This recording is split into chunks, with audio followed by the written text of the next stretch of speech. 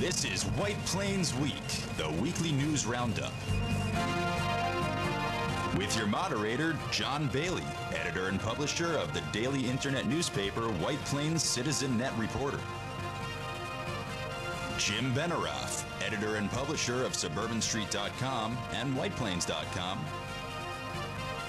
And Peter Katz, noted broadcaster and journalist. White Plains Week. What's happened? Who are the newsmakers? And what's in store for the future? The views and opinions expressed on this program are solely those of the participants.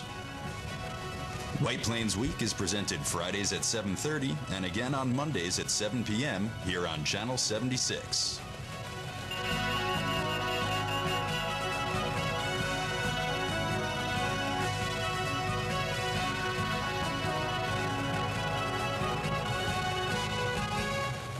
Now, White Plains Week.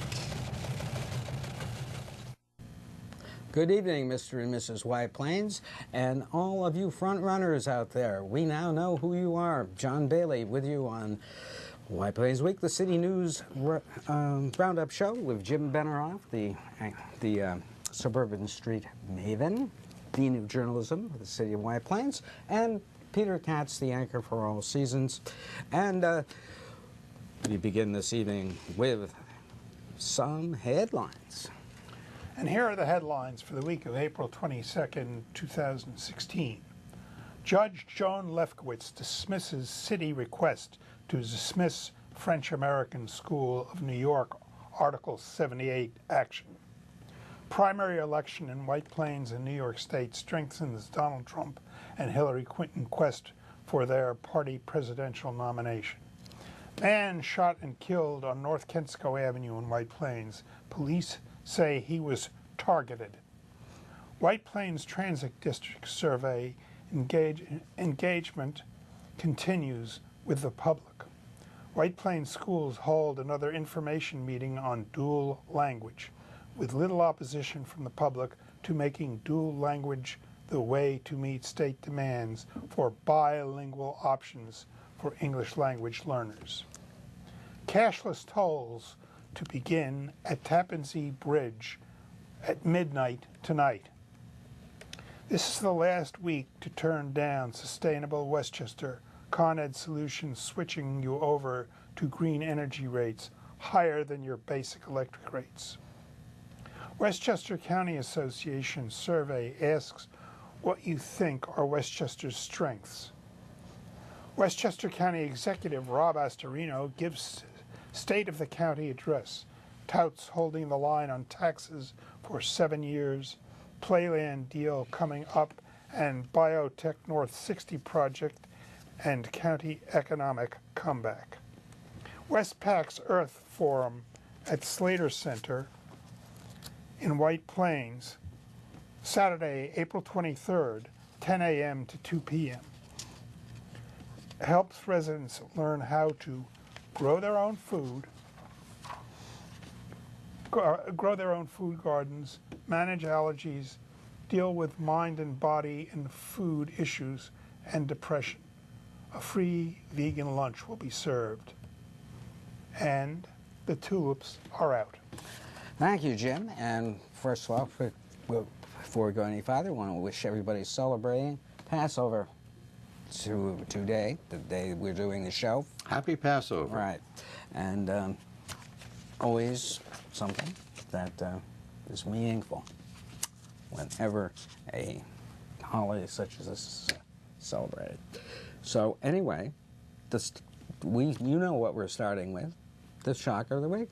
The White Plains Week Rollo Newsreel March of Time showing Dandelion Alley, which is an old fairway on the Ridgeway Country Club, because Judge Joan Lefkowitz made a decision on Tuesday. It was made public yesterday, on Thursday, which has thrown out the city's request to dismiss the lawsuit, the Article 78, that the French-American School of New York filed in court. Essentially, Judge Lefkowitz used some very strong language in saying that the city deliberately put the application in limbo. The conduct, she said, was farcical on the part of the city. Pretty strong language for a judge to be using. She says that the city is waging a war of attrition in an effort to dissuade FASNY, the French-American School of New York, from pursuing what appears to be a legal use of its land. Essentially, what this judge's decision does, I believe, is pave the way for her to take a look now at the merits of this case and, if necessary, order the city to issue the permits to FASNY so that they can start building this already. And keep in mind, it's taken like 5 years for this review process. Well, it will probably take a number more. Jimmy, you figure that even if they told them to start it tomorrow? Well, I think that if they started tomorrow, that it would be, I would say, at least 10 years before they were fully operational. Well, she says in the decision, now this is the judge speaking, that White Plains, quote, has plainly and purposefully frustrated and thwarted the normal application review process and will in all likelihood continue to do so that any attempt by FASNY to acquire a final determination, and we leave out some case law, would be an exercise in futility, she says. Now, as of this morning, we've heard nothing from City Hall, from John Callahan, the Corporation Council, nor from the Mayor's office in reaction to this decision by Judge Lefkowitz. Probably leaving the country. The question, now she has given the city 20 days to produce any more additional material to review. And chances are, sometime after those 20 days are up, she will make a ruling on when we're going to start hearing the merits of this argued in court. The problem is, and again, this is just opinion on my part, since she has said that the city has not been acting in good faith on this, to me that opens up the possibility that in effect not acting in good faith. That if there were a knockdown drag-out in court where FASNY was seeking damages, FASNY would be entitled to what are called punitive damages, which is where if someone deliberately and with malice wrongs you, an example is made of them by virtue of a very, very large monetary award in some cases to dissuade others from doing the same thing. Perhaps enough to build the whole campus. It looks to me, not being a lawyer and just voicing an opinion here, as if the city has set itself up in a rather precarious legal position. Well, we have said this in the past, that by approving that environmental impact final statement, they were basically, that was the time to say no. That was the time to say no. What's interesting is, if ultimately this gets turned down, with any new developer, the city would have to put them through the same environmental requirements that they put the school through.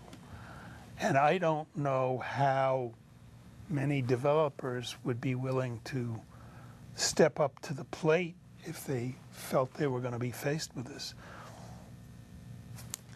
Well, it also points out the problems you have pushing anything through the White Plains City Common Council as a developer. I mean, even the downtown projects have been...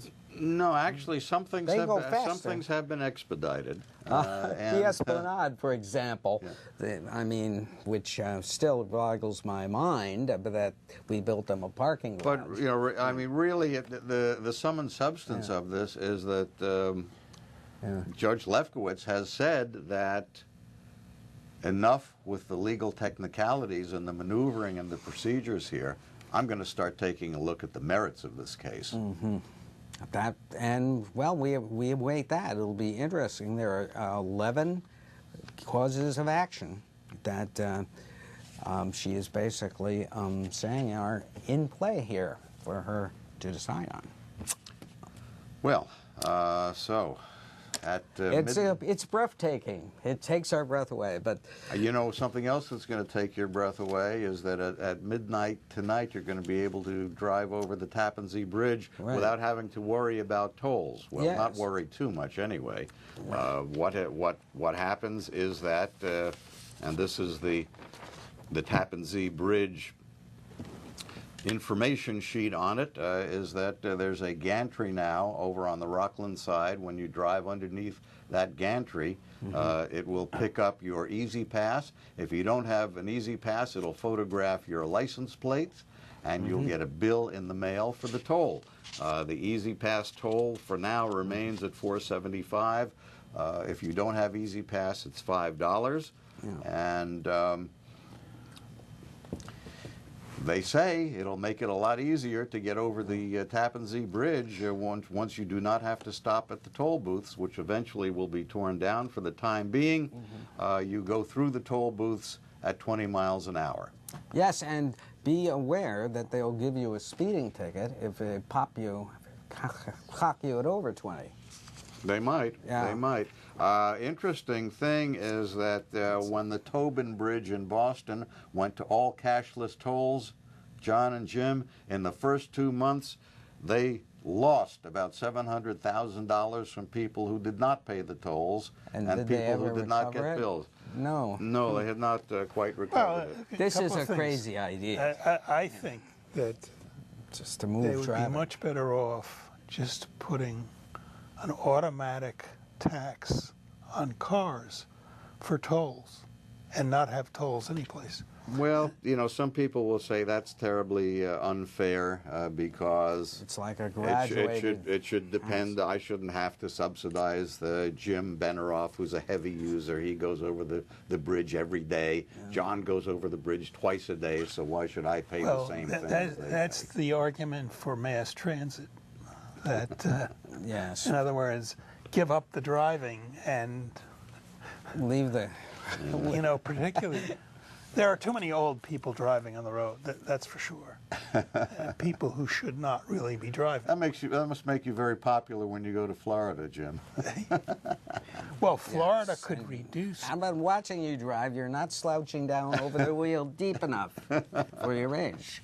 Come on. Anyway, hey, we had a big Get down. primary in New York this week, didn't we, guys? Huh? Right. These are the polls over at one of the polling places over at the German school at 6 a.m., getting open to take your primary vote. And on a national basis, the New York primary results may have set the stage for what's going to happen in terms of who really gets the nominations at the Democratic and Republican conventions. On the Democratic side, Hillary Clinton ended up with 58% of the vote here in New York, compared with 42% for Sanders. there we go. One of the Hillary signs seen around White Plains. This gives her a total of 1,925 delegates, including the pledged delegates and the unpledged delegates, versus Sanders having 1,245 total of pledged and unpledged so what does delegates. that place her? Places Hillary very close to the 2,384 delegates she needs to get the nomination on the first ballot. Over on the Republican side, Donald Trump just cruised to victory. That's a pun because his opponent was Senator Cruz. He got 60% of the primary vote here in New York. Senator Cruz got 15%. Governor Kasich got 25%. They need 1,237 votes to get the nomination on the first ballot at the Republican convention. As of today, Trump has 846 votes, Cruz 544. Rubio still has 173 delegates. Kasich has 149. Ben Carson, remember him? He has 4 delegates. And Rand Paul, Mike Huckabee, and Carly Fiorina each have 1 delegate going into the Republican convention. As of today, coming up on the 26th, this coming Tuesday, we have primaries in Connecticut, Delaware, Maryland, Pennsylvania, and Rhode Island. Yeah, and interestingly, Ben Carson was on the ballot, Yeah. which a lot of people this didn't. time, yes. Yeah. I have a theory, and this is just theory, just opinion, that when Donald Trump's campaign people suggest that he will have more than the 1,237 delegates to win it on the first ballot at the primary, he could get that by putting Kasich on his ticket as vice president and getting Kasich's pledged delegates. Right, and Jim, you were telling me that would be a powerful ticket. Yeah, I think that a Trump-Kasich ticket would be very strong because they have shown Kasich being able to beat Hillary. There was one problem in the New York primary, and that has caught a lot of attention. It seems that the New York City Board of Elections purged at least 125,000 voters from the rolls in Brooklyn. It's said that entire streets disappeared from the voting rolls in Brooklyn. Entire apartment buildings disappeared. There is going to be more than one investigation as to just what happened. There were also some other irregularities reported from upstate. Where's Preet Bharara when you need it? It's almost as if the New York City Board of Elections is operating with a bad case of electile dysfunction. Enough said. Shocker of the week, and that happened on 91 North Kensico Avenue in White Plains when Dominique Husby, 23, from Dobbs Ferry, was shot by a man wearing a mask. The man stopped his SUV, got out of the car, and saw Mr. Husby with a group of folks outside the building just above the Blue Arrow there, and walked up and shot him twice. And he later died in the hospital. Police are investigating. If you have any information, call the White Plains Police at 422-6111. There was a death of a different kind, which created quite a stir nationally and internationally. It was the lead story just about everywhere this morning, and that was the death of Prince, the musical artist. Prince Rogers Nelson was his real name. He was age 57. His body was discovered yesterday in an elevator, apparently. In his house. In Paisley Park, Minnesota. He won an Oscar in 1985 for Best Musical Song, Purple Rain, from the movie of the same name. Won 3 Grammys, won a Golden Globe, sold more than 100 million records. It's said that if you wanted to hire him to do a concert, his fee was $2 million. And he would not work for anything less than that, so it was said. There is an autopsy which is due to be done today. Friday? It is when we're doing this show. Suggested that he may have fallen victim to an opiate overdose. An airplane that was bringing him back from a concert in Atlanta was forced to make an emergency landing last week. It was said that he suffered from the after effects of flu and had to be hospitalized for that. Well, it's very sad when we see these basically young persons die before their time under circumstances that aren't quite explained. No cause of death has been revealed, and what can you say? Now, let's go to more. Oh, speaking of planes, Mr. Trump has a little problem with paperwork.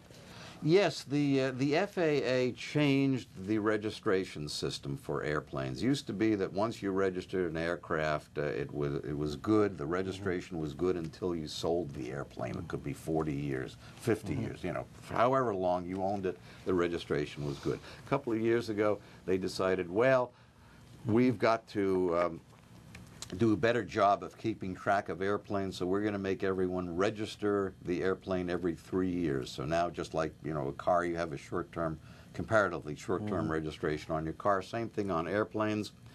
So the new registrations are good for 3 years. It costs you $5 to register it. And it turns out that the registration on one of the planes that Donald Trump has been using in his campaign, For the last year, right? a citation jet, that he's been using to get to smaller airports. Registration expired last January. So he's been running that airplane illegally. The FAA found out somehow, took a look at the registration and said, wait a second. This Perhaps plane, somebody gave them a tip, a conscientious objector? This airplane is not registered. Trump is using this illegally. You're not allowed to do that. So he's taking the train. You're potentially exposed to 5 years in prison and fines totaling $250,000 for He's each writing a occurrence. check, right? Yeah.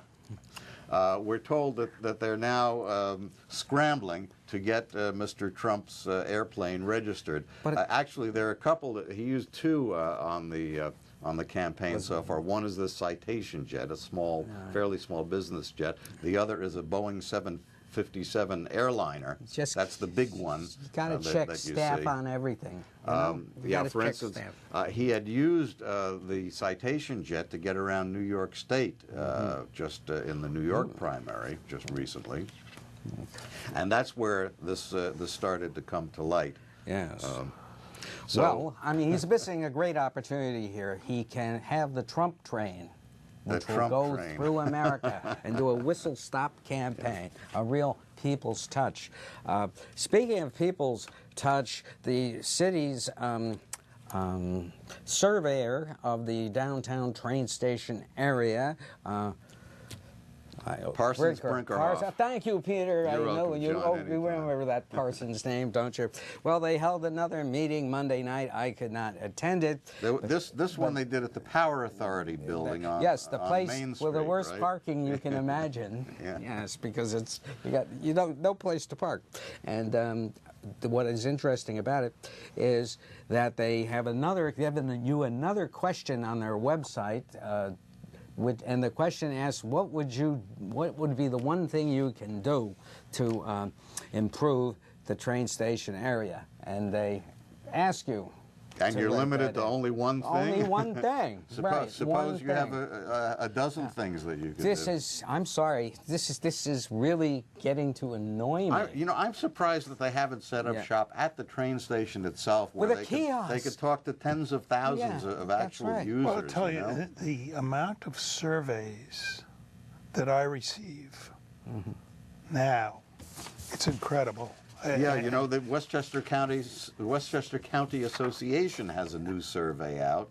Yes. They're working with the law firm Cuddy and Fader to put out this thing, looking for suggestions as a business person, what do you think Westchester needs? They give you choices. What do you think the problems are in Westchester? I don't know what they intend to do with this survey, but but they're looking ahead on how they can cajole government into making changes to make it better for business and residents here in Westchester. And improve Westchester's persona and ability to do business to other areas, I guess.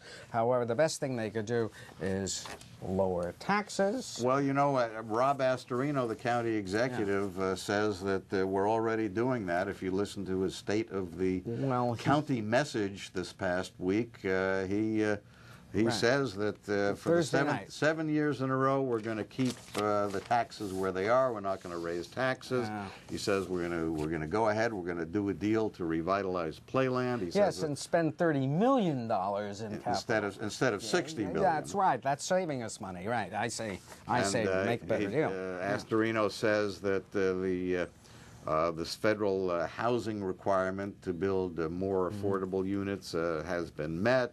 He says that HUD really is standing in the way of finally settling this whole matter because he says HUD really doesn't want the county to go ahead and build its units. I don't really understand why that should be, but in any event, there was a Democratic response to the county executive's State of the County message.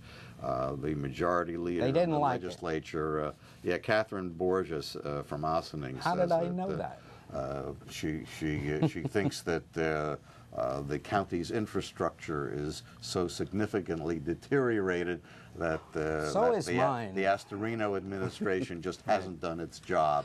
I see. Well, if they do the infrastructure, that is going to mean that we are going to pay a lot more for it and things are going to go up. Now, the school held another session on their compliance with the state's requirements that you provide bilingual education if you have more than 20% of a grade of students speaking are English language learners. And Mr.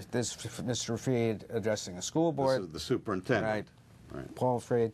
And basically what we've been told is the supporters of dual language talk about how wonderful it is, and how it's profited their kids and all that, and it's a real feel-good thing. However, the passing rates speak for themselves. Of the dual language students, they are significantly even with kids that are not so the conclusion then is that that's passing rates, folks. If you believe those numbers, then as being an accurate reflection of what's going on in the real world of education these days, this dual language thing makes no difference. No, it does not. So the question is, what would make a difference? Well, there is talk that some Latinos feel that there should be just simply bilingual, but they want their kids to learn English. That is some of the feelings that were expressed. But this looks like it's a done deal, that they're going to do it.